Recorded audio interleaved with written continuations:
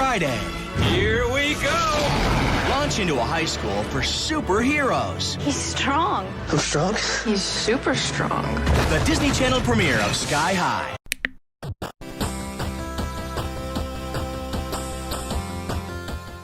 Growing up in the mid-2000s, I was constantly subject to viewing many Disney Channel original movies, or what they are now referred to as DCOMs.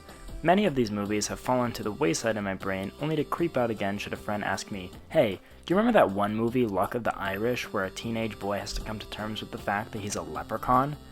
However, there's one of these movies that has always stood out to me. One movie that even my mom cites as one of her favorite movies, point blank period. And that movie is 2005's Sky High.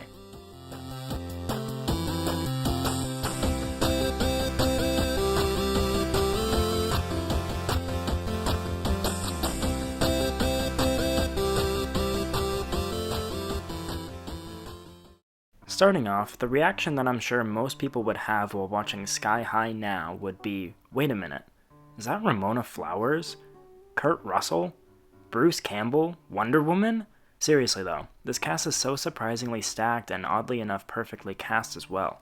So many superhero and sci-fi legends teaming up on a Disney Channel original movie? Hold on. This movie was made by Disney, right? It's technically a superhero movie. Disney owns Marvel now. And I mean, it wouldn't even be the first time that we've seen, like a teenage superhero. I mean, you've got Spider-Man, and he's tackling a lot of the same themes and ideas about being like a teenager, but also a superhero, and it's pandering to that same audience. So are you putting together what I'm saying?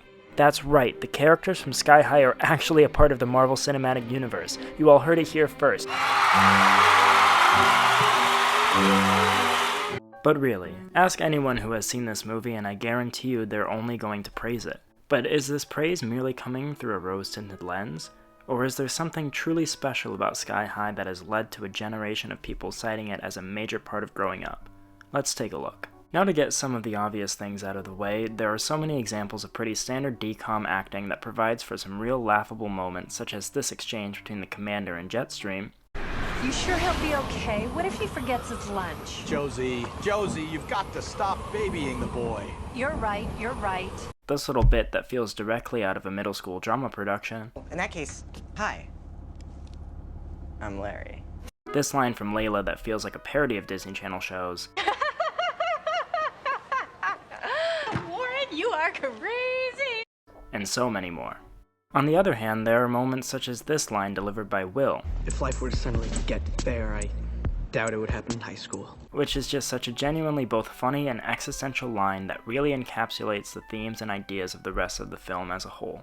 In addition, the costumes in this film are so very clearly a sign of the times, with these bright and colorful mismatched outfits worn by all of the characters, things that you would have only ever seen worn by the Disney Channel stars at the time, as well as the most generic clip art looking superhero suits worn by Jetstream and the Commander. This is obviously all complemented by Royal Pain's knockoff Rocketeer suit and scary generic sci-fi gun number 3, as well as seemingly the same house in high school that have probably been used numerous times for Disney Channel as a set. The editing and cinematography are about what you'd expect here. This isn't Blade Runner 2049, it's more enjoyable than that. But for real, this is a 2005 DCOM. In terms of editing, you're going to see a lot of cheesy comic book style transitions and cuts. You're also going to be witnessing these extremely typical montage sequences such as the waking up on the first day of school opening sequence, and when the students are being placed into their roles as heroes or sidekicks. Speaking of this scene in particular, it is here that you really start to notice just how wonderfully cheesy the special effects are. From all of the sidekicks' powers such as melting into a puddle, shape-shifting into a guinea pig, and turning into a ball, to whatever this is. Regrettably, I have made Boom Boom. You are truly transported back into the wacky world of early 2000s entertainment. The soundtrack to this movie is also perfect for creating just the most beautifully stereotypical teen movie, and I mean this in the best way possible. Although they're covers of the original, this movie features music from Tears for Fears, this being Everybody Wants to Rule the World because this is a superhero teen movie, The Smiths, and Modern English's I Melt With You. One scene I did want to point out just in terms of sound, however, was the scene in which the Commander and Jetstream are fighting the large robot. There's practically no background noise such as civilians yelling out in panic. It's such a bizarrely quiet scene that I think is just a pretty funny side note. Left! Circle back around! I'm on it. Release! Launch!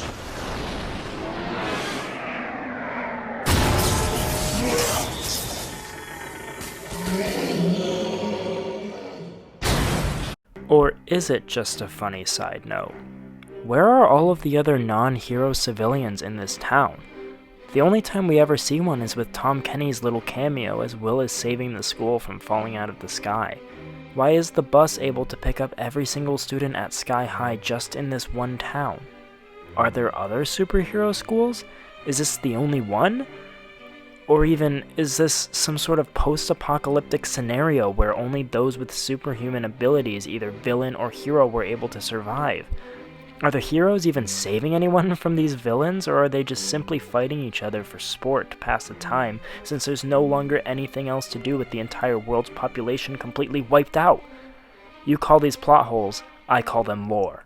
Getting back to the task at hand, the thing is that this movie tackles themes of trying to fit in as a teenager shockingly well, and it isn't spoon-fed to the audience or too surface level as seen in other DCOMs. There's the plotline that Will Stronghold is trying to make his parents proud, the idea of splitting up a high school graduating class into hero or sidekick, and what sort of social dynamic that creates, as well as what happens once Will gains his powers and escapes his place on the social ladder. And even the villain, Royal Pain's backstory, is directly tied into the fact that she wasn't able to fit in at Sky High, didn't feel like she was understood, and so it led her down a path of trying to recruit a team of insecure and edgy misfits. In essence, Sky High, as with the rest of the DCOMs of the early 2000s, is far from a perfect movie.